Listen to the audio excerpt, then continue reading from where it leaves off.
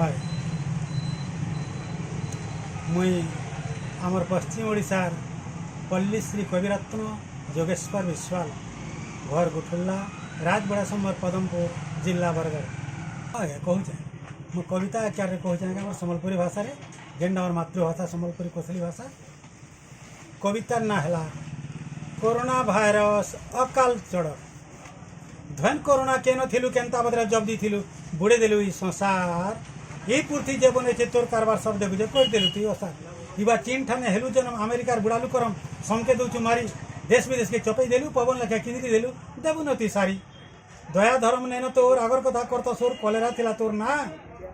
विदेश ठानु जेनता आलु कोरोना ते ना पेलु बुड़ु छु देश का ती होचु डिया रोग थोरे दिन तोर भोग अला पास तोर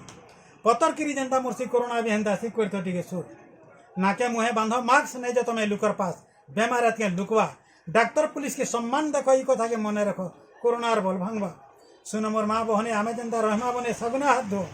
सरकारी नियम मानी चलो घरों के नहीं बाहर परछा ही रहो निजर जीवन के रखमा जनता नियम कानून अभी रहमा संता भगवान रखबे हमको कह जुगे सर पल्ली कवि जनता लिखनी हेंता भाभी शरण पशुता